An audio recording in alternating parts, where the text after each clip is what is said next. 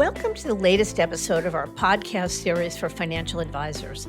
Today's episode is From Termination to Expungement. A former $350 million UBS advisor finds success in independence. It's a conversation with Jeff Boudjouk, managing partner and wealth advisor, Northeast Investment Group. I'm Mindy Diamond, and this is Mindy Diamond on Independence.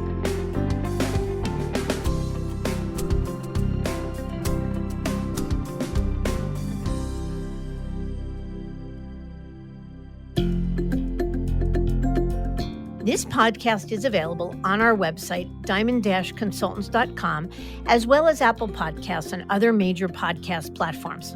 If you are not already a subscriber and want to be notified of new show releases, please subscribe right on your favorite podcast platform or on the episode page on our website. For Apple Podcast users, I'd be grateful if you'd give the show a review. Your input helps us to make the series better and alerts other advisors like you who may find the content to be relevant. And while you're at it, if you know others who are considering change or simply looking to learn more about the industry landscape, please feel free to share this episode or the series widely. Over recent years, the heightened sense of vulnerability has been a continually growing concern for advisors at the big firms. Let's be clear. We're not talking about unauthorized trading, mishandling of funds, or fraud. Instead, we're talking about violations of internal company policies, such as paperwork or filing errors. While the rules haven't changed, the response by firms has, and in a big way. Hypervigilant compliance departments have been issuing pink slips to advisors at all levels, often without warning, for minor non-sales or non-client-related practice violations. And that's the exact scenario in which the guest on this show ran into. Well, almost. Jeff Boudjouk started his career in the financial services industry in 1997 with Morgan Stanley, and a decade later, he transitioned to UBS. Jeff was building a solid business at the firm with partner Anthony Landy, generating some $2.4 million on $350 million in assets managed. Then, in 2017, his world turned upside down. Jeff was called into a meeting in the conference room with his manager and regional director. Jeff was told he was being terminated. No warning, no red flags. In this episode, Jeff shares with complete candor the details of that day and the days after. Jeff openly discusses what it took to mentally prepare for the next phase of his business life and the steps he took to keep things moving forward. He talks about how he filed an arbitration claim and ultimately had the charge expunged and was awarded a settlement from UBS.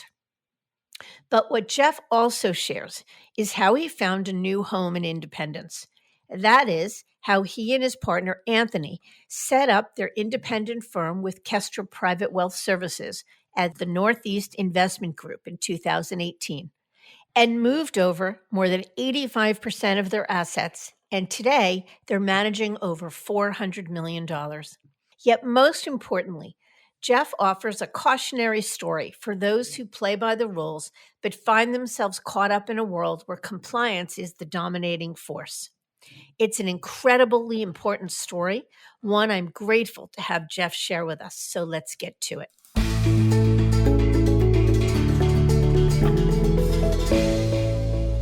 Jeff, I am so grateful that you are here. Good morning, Mindy. Thanks for having me. Pleasure. Let's jump right into it. So tell me a little bit about yourself, if you would, Jeff, how you got into wealth management and your path to UBS. So my path was interesting. I started as an intern at what used to be Dean Witter. I was 20 years old, still in college. Eventually, Dean Witter became Morgan Stanley, and I was fortunate enough to be offered a position in their training program. That was 1998. And eventually, my team and I were recruited out of Morgan Stanley to UBS in 2007, where we stayed until we decided to go independent in 2018. Got it. So I want to talk a little bit about your time with UBS, and we'll get to talking. I mean, the star of the show is talking about your life as an independent, but I want to understand what you thought was really great at UBS, and on the flip side, where you felt that there were some limitations or frustrations. Sure. So what kind of encouraged us about UBS and why we decided to join UBS from Morgan Stanley was, in large aspect, it was their global reach. UBS was certainly a global firm based in Europe. It had a focus on wealth management, which is clearly what we wanted to focus in on. There was a holistic approach to wealth management, including financial planning, which certainly where we saw the puck headed. The legacy of UBS, the history of UBS, all those types of things were certainly attractive to us in our team. So that's really the main reason why we decided to leave what was also a very solid firm, and that was Morgan Stanley. So, did your experience with UBS on the positive side, did it change over time? In other words, was it a different firm when you left than when you joined? Fortunately, sometimes maybe there's a perception that the grass is greener on the other side. And if we all think back to that time frame of 2007 and 2008, what was going on within our financial markets and brands that were tarnished and scandals and excessive risk taking by some of the major banks throughout the world certainly tarnished both the image and what turned out to be our perception and reality of what was taking place within the firm. Heavier push towards product, less client centric, I would say, more focused on the bottom line results rather than what we thought was most important, which was to stay focused on the client. And how specifically did greater focus on product and greater focus on bottom line, change in culture, how did that impact your ability to grow the business or your experience as a financial advisor? Sure. I would say it became a distraction and became an outside pressure, if you will. Some of the products that we saw being encouraged, if you will, by UBS, things like credit cards and securities backed lines of credits, or encouraging clients to entirely go online with their resources of statements and account data. Changes in headcount, management being focused on headcount, revenue per FA, or average production per FA, and not being so focused on the people that were in the seats rather than, once again, our view that that's where the focus should be. Their view was certainly that the focus needed to be on some of these kind of metrics, if you will, that drove the bottom line of UBS and I would assume, quite frankly, other similar wirehouse firms.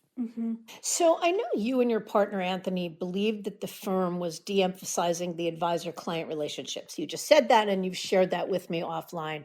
Talk to me a little bit about what that meant to you, how that really colored your decision. It was a wake up call. Our view of things was that the client relationship was at UBS because of us. We thought as advisors in our team, being able to manage our clients' wealth and service our clients, that should and always was the focus of our group. And therefore, that relationship was at UBS because we were at UBS.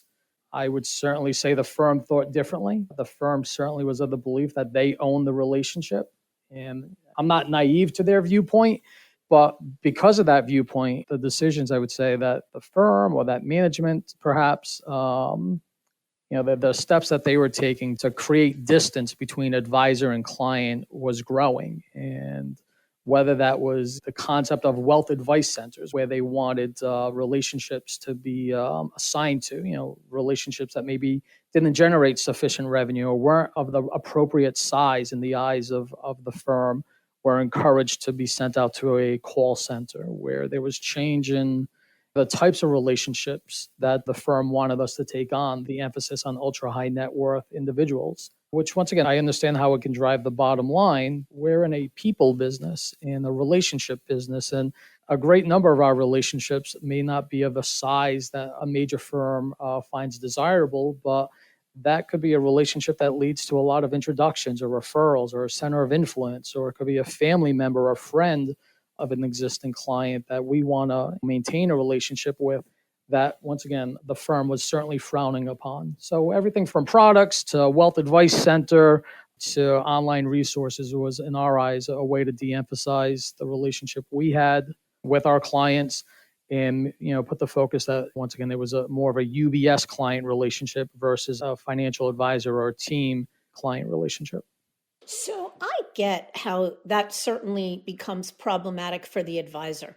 Do you think that the client sensed it too? Was it a problem? Did it become a problem for them?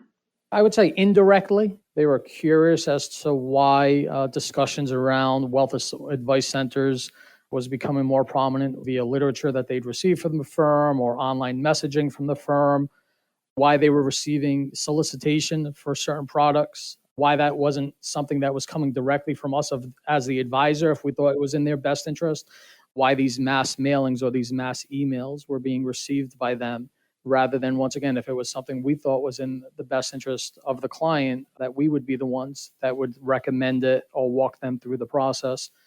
So it was more indirect, I would say, in that sense. It wasn't kind of heavy-handed, but there was enough of it going on where clients were starting to wonder why were they receiving either certain material, certain product information, not from us, but rather from the firm itself.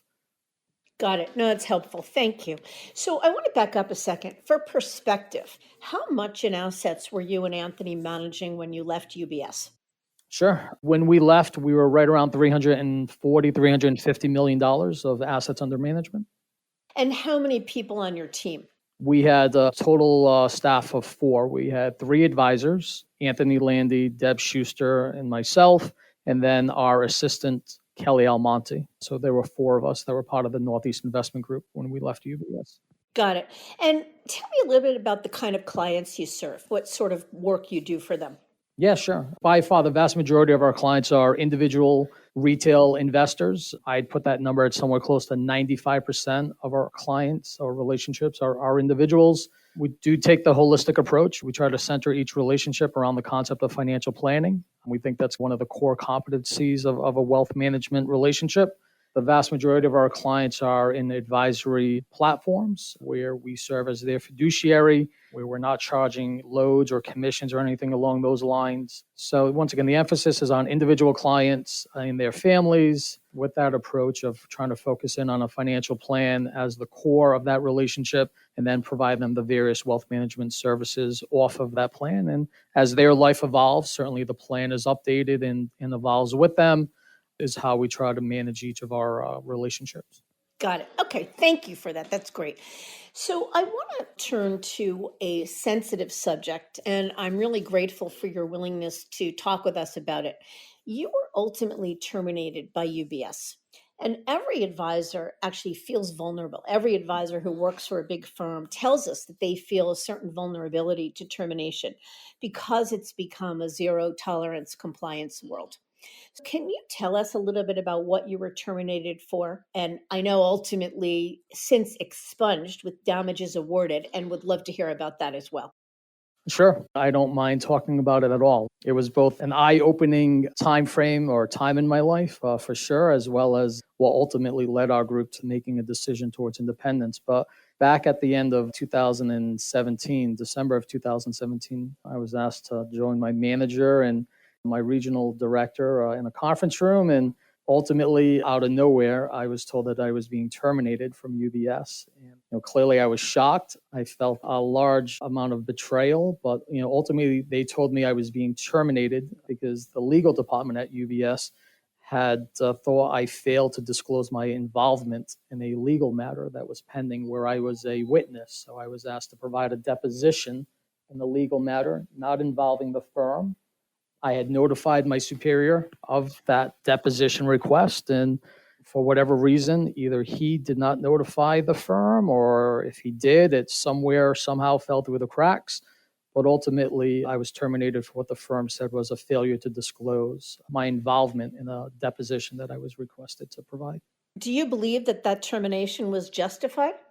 I certainly don't. And probably, maybe more importantly for this conversation, is neither did FINRA. As you mentioned, I did file an arbitration claim against UBS immediately upon my termination. And, it took some time when you're up against these firms. One of the things I was warned and I came to realize is they are the proverbial 800-pound gorilla. They have endless amounts of resources to spend on legal teams, both internal and outside legal experts or legal teams. And regardless, I thought it was too important not to pursue. So I did file a claim with FINRA against UBS. And once again, more importantly, the panel of 3 arbitrators found that what UBS had said and done was not accurate, was not correct, and therefore they had a unanimous decision to expunge my record, if you will, and awarded me a very substantial award against UBS. So my opinion is it was wrong, but I would say I know people will consider, hey, Jeff, you have a biased opinion clearly. So that's why I'd say probably more importantly, FINRA certainly believed UBS was in the wrong. Yeah. So, what's the takeaway from that? What's going through my mind is, are advisors justified in feeling vulnerable? I am certainly not an attorney and not equipped to weigh in on whether or not failing to disclose involvement in a legal matter is termination worthy. But A, first of all, it sounds like you did the right thing in notifying your manager of it. And B, that certainly isn't a sales practice violation in any way. So, what's the message? Are advisors as vulnerable as they worry that they are? More so today than I would say 4.5 years ago when this happened to me. I think a lot of us initially as advisors, especially coming out of the wirehouse, where once again, I started as an intern. I was a 20-year-old intern. So maybe I was naive. Maybe I believed I was more than just a number to the firm or firms that I worked for in the past. But there is no doubt, at least in my eyes, that advisors need to open their eyes. I have many friends and colleagues who still work at the wirehouses who think they're bulletproof because they produce X amount of dollars in revenue and that their tenure, 30, 40 years, perhaps some of these guys or gals. I would tell you none of that matters.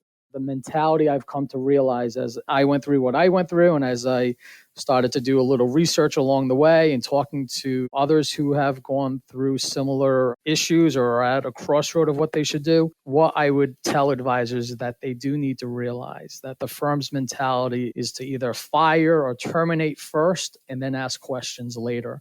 And even if they made a mistake or they misassumed or they misjudged the circumstance, as in mine, where they thought I did not notify my superior. And once again, through the process, it was determined not only from witness testimony, but documentation, written documents that I had informed my superior. The firm didn't go through that process. They just pushed the eject button, and then whatever consequences come after they'll deal with is what I have come to realize. And for individuals like myself or anyone else that's gone through it, like I said, you're up against this Goliath, this 800-pound gorilla, and it's a tough crossroad for anyone to be at as an individual. So I would encourage anyone, just open your eyes to where the industry is today versus maybe where it was 20 years ago, where you felt loyalty, where you felt trust, and you had confidence with the people around you that they would always do what's right versus maybe what's either convenient or what's in their best interest versus what is in everyone's best interest. So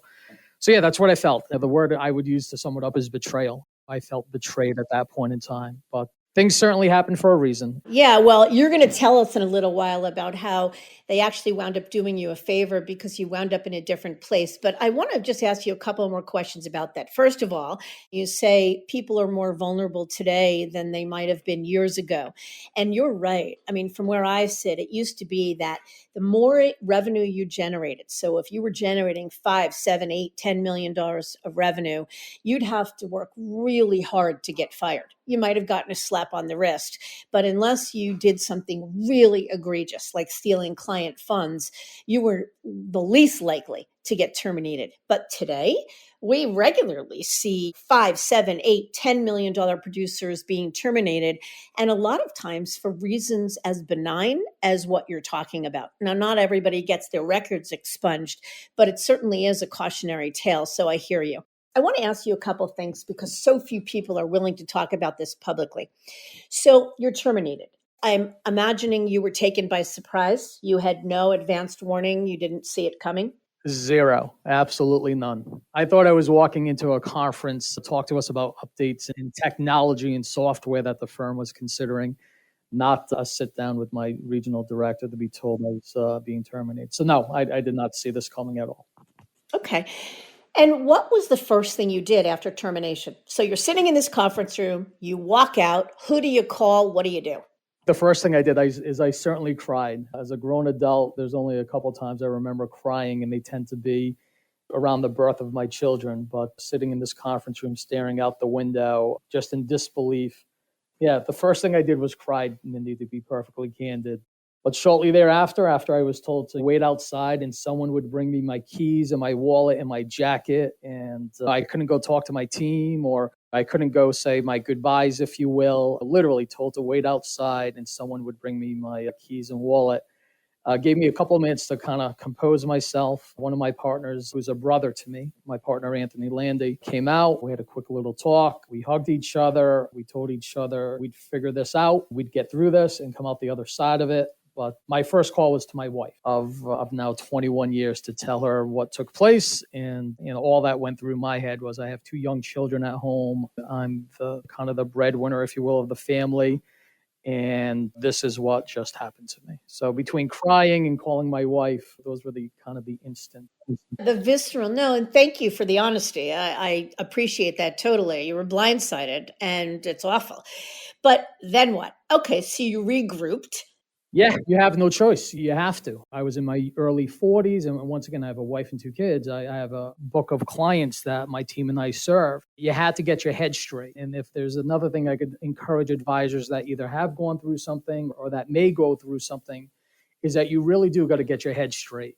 I've come across some folks who unfortunately haven't been able to move on, but you really have to, for the betterment of your clients, your family, yourself, your team, whatever the case may be.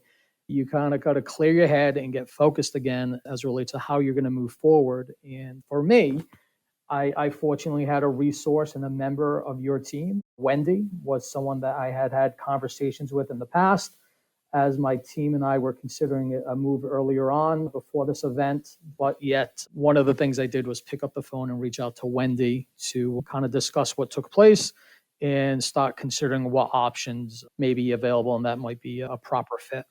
Good. And a plug for Wendy. Not only is she fabulous, but what that did for you was allow you to rest into the knowledge that someone was going to manage the process for you, who knew every option, who knew what doors to knock on, and could help you to facilitate things. How about an attorney?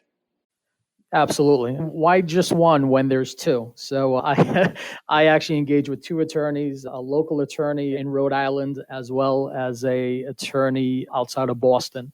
The local attorney to deal with any local kind of matters that may arise that I needed his help with. And then an attorney outside of Boston that was more of a FINRA attorney, if you will, or had more experience dealing with FINRA, as I envisioned that may be an avenue I wanted to go down. I didn't know all the ins and outs of what happens after you're terminated. And really, I don't think any advisor does. I don't think any advisor really realizes the power that a firm has over your licenses and therefore your career. And the things that they can say about you or the things that they can do to hang up your licenses was really astonishing. If they are put certain things on your U4 that create some doubt, I can without a doubt tell you that the states will be a little slower in kind of moving their process forward if you move on to another firm. So yes, an attorney, two attorneys is who I hired. But once again, having Wendy in my corner, as you mentioned, kind of was able to open our eyes as it relates to all the different avenues, whether it was another wirehouse, whether it was a regional, whether it was a independent or a supported independent, all the different options that were available in the marketplace that, once again, quite frankly, I knew some about because of some meetings we had not too early before I was terminated. But ultimately, Wendy was able to kind of paint a picture as to what was available, what to consider. And then from there was time to have meetings and discussions and some road trips. And having an attorney, I'm not a lawyer, as you mentioned, neither are you. An attorney or attorneys were certainly very integral in this process.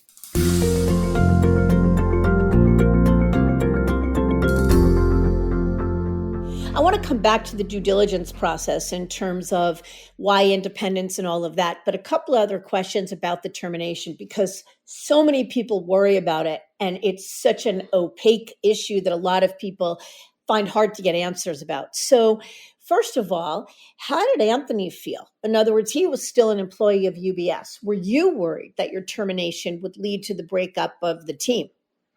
So I wasn't worried in that sense. I was worried that the firm would have a microscope under the rest of the team. So I wanted to make sure they were protected, that nothing bad came of of them, if you will, by them having conversations with me or checking in on me. So my initial concern was to make sure that they were okay, because they had a task at hand, which was to pick up the pieces and move forward. And once again, stay away from anything that may have given UBS a reason to terminate them because of their ongoing relationship with me.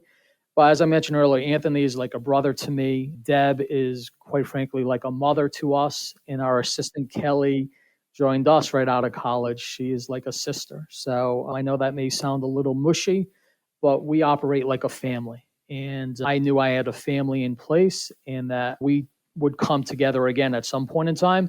We just didn't know, quite frankly, where and when. That took a little due diligence for sure. But no, I had no concerns. I was fortunate and blessed to have someone I can trust and rely on, like Anthony, Deb, and Kelly.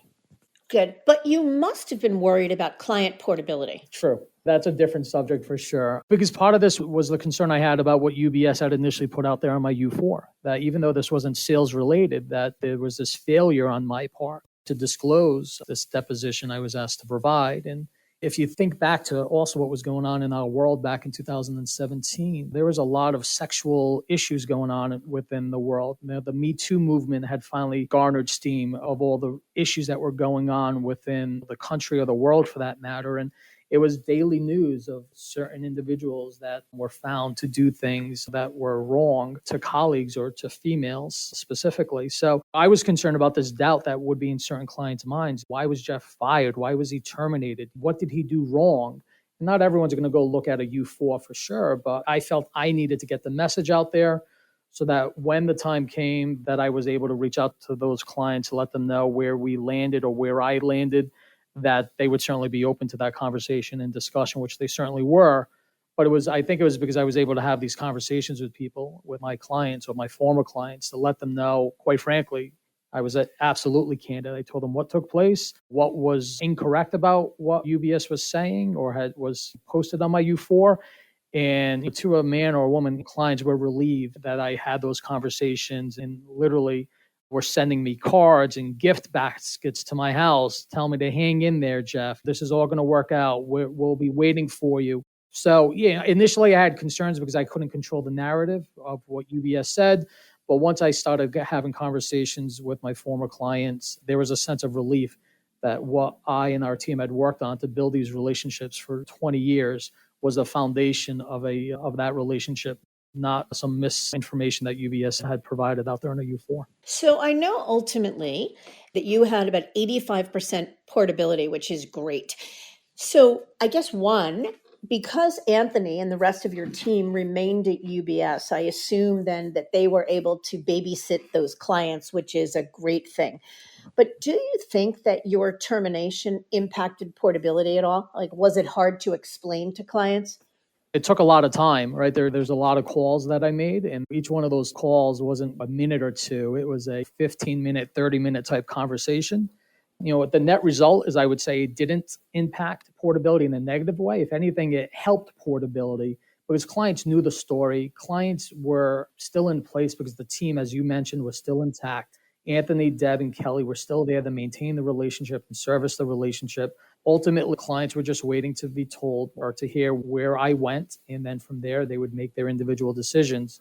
But I would say it wasn't negatively impacted because I had discussions. I had mailed letters while I was kind of on the sidelines. I had tracked down client address. It gave me the ability, once again, to get my message out there. And then to ultimately, when the time came that we found a new home, to have those follow-up conversations. And ultimately, an 85% transition rate in our world, I would say we were very, very happy with. Okay, so let's talk a little bit about sort of due diligence and where you went from UBS. So it sounds like you had done some thinking about leaving UBS before the dismissal. We did. Okay, so it sounds like you would have left UBS regardless. Is that right? Eventually. One of the things we're certainly guilty of is loyalty. Our team and I are incredibly loyal. And we felt we couldn't leave under the watch of our current manager at the time because of the relationship we had. But we certainly had conversations with a number of firms, but we had decided that for the time being, we were going to stay put until perhaps there was some type of managerial change where that connection to management had begun to dissolve. Okay, so you mentioned that Wendy had talked to you about all different options. And we know that a termination can sometimes impact another firm's appetite for someone. But would you have considered independence if there were no termination? In other words, I guess what I'm asking is, did you wind up as independent by default, or was it a proactive good choice? It was a proactive, great choice, quite frankly. So tell us what happened when you looked at other firms, the regional firms, other wirehouses, other models besides independence. What did you find, and what did you find was better about what appealed to you more about being independent? Sure. So we were fortunate that we had a lot of different meetings, and both face to face as well as over the phone and virtual at the time. But what we found was that even though the regionals were attractive to some degree because of brand and in history, that even the regionals were kind of more of the same. We couldn't control things like our own personal team brand, which is known as the Northeast Investment Group, that we would continue to be employees, that we had no equity, and that the regionals also were of the mindset that the relationship belonged to them and not to the advisor or team. So we met with different firms, Ameriprise or Janney or RBC and Raymond James and others that were, once again, attractive kind of landing spots. But ultimately, even though they were regionals, they were still not the perfect fit for us. And that led us to contemplate independence. And to be candid, I didn't know enough about that space. I didn't know the different kind of channels, if you will, whether it was full independence or what I learned to be known as hybrid independence or supported independence, and the different models that maybe places like Snowden Lane or LPL and Hightower and Dynasty and others had in the marketplace. So once again, Wendy was a great resource for our team to be able to kind of discern the differences and to help schedule meetings and then ultimately decide what firms or opportunities we could consider or wanted to consider. Some did have an issue with the termination. There is no doubt about it. The wirehouses certainly did, but the wirehouses were never a serious option at that point in time for us. It was either going to be a regional story or a consideration to an independent platform. And whether that was a hybrid or a full independent platform was really the big decision I would say our team needed to make. Yep. So before the termination, when you explored, was your mindset the same, that you only wanted to be independent? Or do you think, had you not been terminated and you eventually would have left, might you have wound up at a regional firm or another major firm? Yeah, I would say we might have. That was still on the table. We didn't have that sour taste in our mouth. We knew we were being de-emphasized as our roles as financial advisors, but our eyes weren't wide open to the concept, I would say, that we had no control of our destiny. Now, that certainly became the case after my termination, that we had literally no control of our own individual destiny. So I would say all those options would have been on the table prior to termination, and I'm hopeful that it would have still led us to the avenue that we ultimately chose. Whereas after the termination, it was certainly, our eyes were certainly wide open that a wirehouse was not going to be the appropriate fit. And that, quite frankly, even the regional, even though we had serious conversations with a number of them, wasn't going to be a solution because, once again, ultimately, we still could not control our destiny. We were still employees. We still lacked control. All the things I would think that ultimately led Anthony and I to the decision that a independent model was going to be more suitable for us. We come from entrepreneurial families, both of us. Deb as well. Her family is an entrepreneurial family. So we were never afraid of taking on that risk or taking on the work that comes with it. It was more so trying to focus in on what is best for our clients, our families, and ourselves as we move forward. Mm-hmm. Okay, so you ultimately landed or decided to associate with Kestra PWS or Kestra Private Wealth Services as a model of supported independence. So, why ultimately did you choose Kestra as opposed to other models of supported independence? And you mentioned Dynasty and Sanctuary and Snowden. I mean, there are other models of supported independence. What made you choose Kestra PWS? Yeah, no, that's a great question. We were fortunate in the sense, as we talked about, right? Anthony and team were still in place at UBS. I was on the outside. And quite frankly, that allowed me to have the time to really drill deep and go through a due diligence process with those firms, including Kestra PWS, which is ultimately what we chose.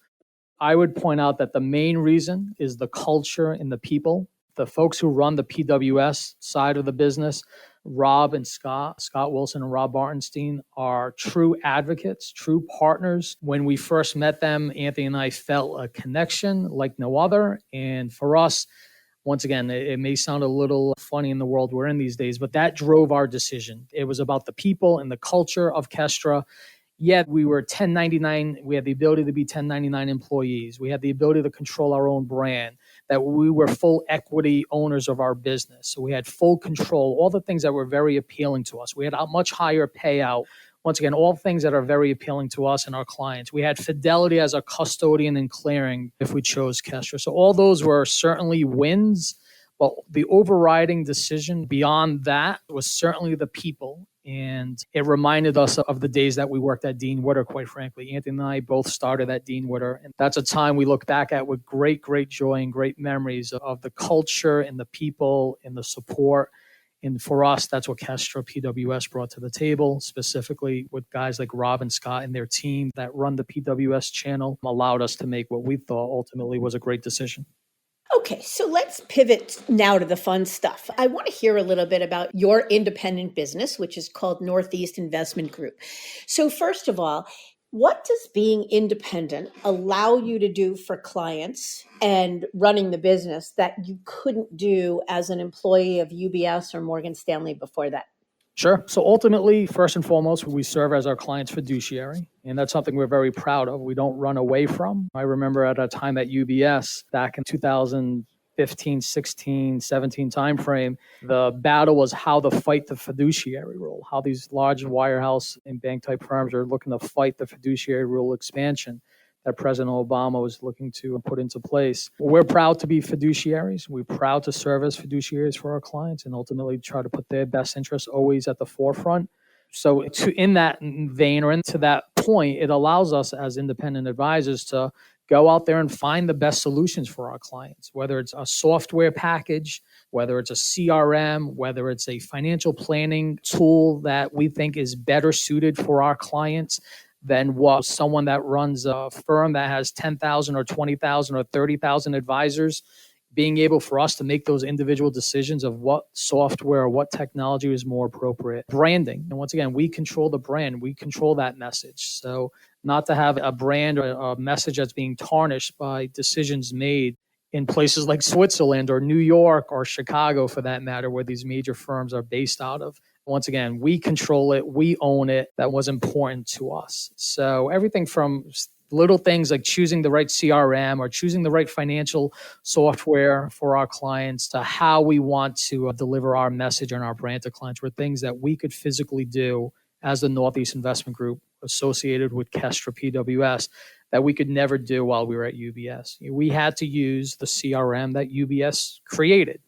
And management, I think, would attest that at UBS that they're not great software creators or developers. So instead of going out there and hiring a solution that's already in the marketplace, they tried to create their own. And I think if you talk to most UBS advisors, they would tell you what a mess something like that was. Or being able to shop around for the best securities-backed line of credit pricing, if it was an appropriate solution for a client. At Kestra, we have a number of different options to consider that ultimately lead to better pricing for our clients. And to us, that's a win. So anything that we can do to deliver a better experience and a better result to our clients, we have the opportunity to shop, to have competitors come to the table because of our independent relationship versus what we had going on with the major wirehouse. And how aware are clients of the difference? Like, what are you hearing from clients? So we make them aware, quite frankly. We let them know if it was something like a line of credit, that when they were leaving UBS, they were paying X.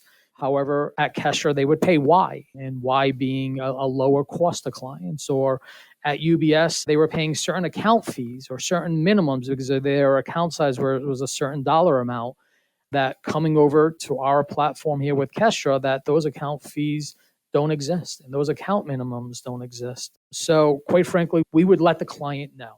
Or even there's something as simple as a money market. I was just looking at a recent statement of a major wirehouse firm where their money market today is still yielding 0.01%. And the money market at Kestra is yielding 1.5%. So those were things we certainly pointed out to clients and will continue to point out to clients or new relationships as we come across them. But like most things, I think it's incumbent upon the advisor to explain the differences of a wirehouse versus the independent channel, if you will. And because clients they're professionals or they're blue collar employee, they're doing what they do. And they certainly don't know all the ins and outs of our industry, just as if we wouldn't know all the ins and outs of their industry and their career path. So once again, it's incumbent upon the advisor, I think, to paint that picture and explain the differences. And I think it's a winning story, the story of independence over the story of legacy wirehouse firms. And how many employees do you have now? So you were a team of 4 when you were at UBS. Is it the same now? So we opened up a second office, but our current office here in Rhode Island is exactly the same as it was at UBS. It's 4 of us. There's 3 advisors and our assistant, who's the director of client relations, that sit in our Rhode Island office. We recently opened up a new office right outside of Boston. They too have a team of 3 advisors and the head of client relations as well. And that is the $130 million team that you recruited from Citizens Bank?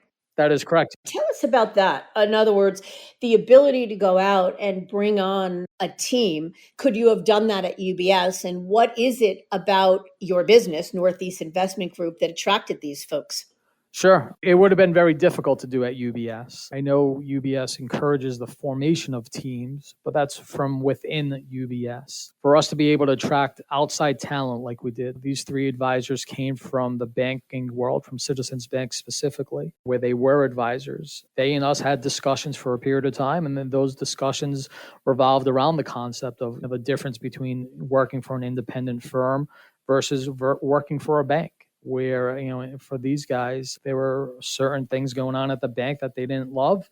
They didn't love the fact that branches would be taken away from them at various points in times. If they grew their business too large, they weren't necessarily rewarded, that branches would be taken away or territory would be taken away. That is counterintuitive to the American way or capitalism, right? The harder you work, instead of being rewarded, perhaps, you start losing branches or lose relationships. So this was something that was very appealing to them. We knew one of their main partners are going back quite some time, so we had a pre-existing relationship.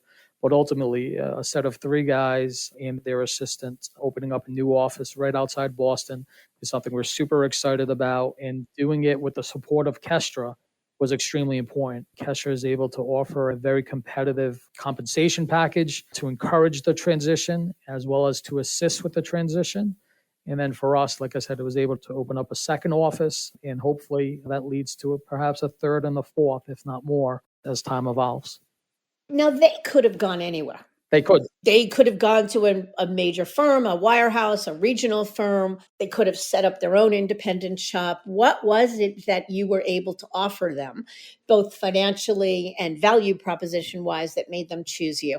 Sure. As it relates to what Kestra brings to the table, maybe first and foremost, right? They handle the back office. They handle the compliance. They assist with all the onboarding. They assist helping you find the real estate for your office and setting up that real estate. They deal with the technology and the regulations behind everything that it is we do. So I would argue that Kestra brings a lot to the table. So that to us is why we chose that hybrid model.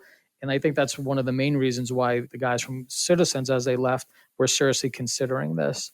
Even though they could have gone anywhere, the model that Kestra puts out there on the PWS side of their platform is very, very appealing, I would say, for guys and gals who are considering a move from a wirehouse or from a bank, because they take on a lot of those responsibilities that we have no experience with. I didn't know how to negotiate a lease contract on a commercial property. I didn't want to know the nitty gritty about choosing the right technology vendor for our computers and our security and whatnot. I didn't want to learn all the behind the scenes intricacies of compliance. I know what we need to do to maintain our compliance status, but dealing with regulators and licensing and such, those are all things that Kestra, at least through PWS, does for their advisors. Why us? Why Northeast? Is that, as I mentioned, one of their lead advisors and us had a connection that goes back almost 20 years. We had a friendship in place. So as we've had discussions over the past year or two, he would always kind of pick my brain as it relates to how business is and how Kestra is set apart from others that maybe are out there. So I think there was that kind of trust and confidence that we had to work off of. It's a big move. Transitions are never easy. There's always bumps along the way. But I think they knew in us they had someone that they could also partner with that can help open their eyes to some of the pros and cons even of a transition so that they were best prepared for a successful transition as they made their choice. But yeah, they certainly could have gone anywhere. But ultimately, partnering with us, having the ability to open their own independent firm outside of Boston, and having the support of the folks at Kestra was what won the day over. And I think also the relationship, right? I think ultimately a lot of the teams that join Kestra do so for many of the things I just talked about, but also that culture. Like I said, guys and gals coming out of the wirehouse, especially folks who've been around this for plus or minus 20 years, there's a huge culture shift at the wirehouses. I think everyone sees it. I think most would admit it. Whether people are willing to do something about it, because of maybe them being content or maybe kind of just the inertia of a transition or sometimes a laziness that might be involved. Everyone makes those decisions. But those who are eyes open, I think, realize the changes within our industry and not necessarily all for the better, especially at the wirehouse. And that leads them, I would hope at least, to considering an independent option. So, Jeff, when you went independent, was one of your goals to be able to add inorganic growth to the mix? It was. It's part of one of the exciting aspects of going independent. It's a part of the concept of you having control to decide how you want to grow your business. Certainly, I would think most advisors are hopefully in growth mode. Whether that's factual or not, I'm not sure, but I would certainly hope that they are. I think some of the statistics say otherwise. But for us, this was an opportunity for growth, both organically and inorganically. We have room within our current footprint to bring in advisors. For us, it's important that it's the right fit. So we're not looking to just add anyone or fill a desk. It's once again, it's part of our culture that we want to continue to operate like a family. So it's very important if we bring someone into our current footprint that it's someone that we feel shares in those values and those beliefs. But also, as we just talked about, opening up a new office in Boston and hopefully beyond. Those are all aspects of what led us to decide that the independent channel was the best fit for us. Who knows down the line? Anthony and I both have children. If there's aspirations and it's appropriate for them to consider a career path similar to ours, we want to be able to train them, teach them the business perhaps, if that's something that they believe in, that they think is a good fit for them, and be able to bring them on board within the practice if that's what makes sense. So it's having that equity, being able to make decisions because you ultimately have the control as a business owner to not only do what's right for your clients as a fiduciary, but do what's right for your overall business and try to grow smartly, both organically and inorganically. Right. 4 years out now, how much are you managing in assets now? We're just over 400 million. So we've been able to grow our business beyond what we had at UBS. Initially, once again, during the transition, there was about an 85% transition rate. And then we've been fortunate to continue to grow. We haven't added to our advisor staff. So it's not as if we brought in new advisors here to the Rhode Island office. We've been able to grow our practice mainly through centers of influence or gathering a larger wallet share of our current clients. So we're really happy where we stand today. We're really excited about what the future holds for us, both here in our current footprint in Rhode Island as well as beyond. But yeah, it's been growth and it continues to be part of our overall kind of equation. Service our current relationships, manage those dollars, but look to grow smartly and mostly by reaching out and connecting with our centers of influences, client introductions. It sounds, Jeff, like UBS really did you a favor. I would say so. It may not have seemed it right there at the time, especially day of, but I try to be a believer that things happen for a reason and that life has different stages. And I certainly enjoyed the previous stages of my career. I certainly didn't love the way it ended, at least not initially on their terms. But after moving on and then eventually the FINRA decision, clearing kind of my name and reputation, if you will, that was something very near and dear to me. It certainly looks like UBS did me a favor in that sense.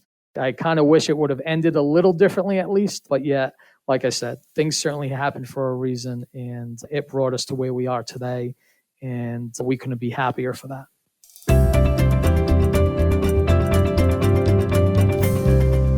Well, it sounds like you've done great things, and whether or not you arrived where you are by default or being pushed there or it was the right thing, the truth of the matter is it sounds like you and Anthony and the team wound up exactly where you were meant to, and that's a great thing.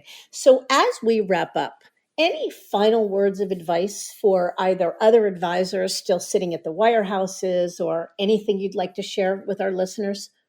I would actually. Yeah, I think as I look back and try not to have regrets, I think the one thing advisors need to be really conscious and cognizant of is that they really need to develop kind of a plan B or an emergency plan, right? Kind of break glass in case of emergency. And even though we all may think we're not vulnerable or maybe that we're bulletproof for whatever reasons, either our tenure or the revenue or the people we know within the firm, I can certainly attest, and I think many others, that none of that really matters. So having a plan B in place that either if something goes wrong, you know what steps to take, or what I think what ultimately happens as you begin to develop that plan B, I think it opens your eyes to what's out there, and it may lead you to make a proactive decision rather than a reactive decision.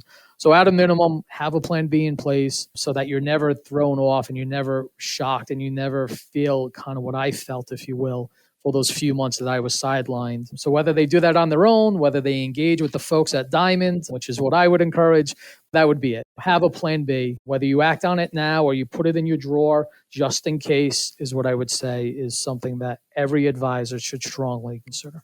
And I couldn't agree with you more. So let's end there. Jeff, I can't thank you enough for your time, for your wisdom, and probably most importantly, for your willingness to share intimate details that a lot of advisors are really curious about. And so I'm really grateful for that. And I wish you and Anthony and the team all the best for continued success, and can't wait to talk to you again later. Thank you, Mindy. I appreciate the time with you. All the best to you and the team over at Diamond. Thank you.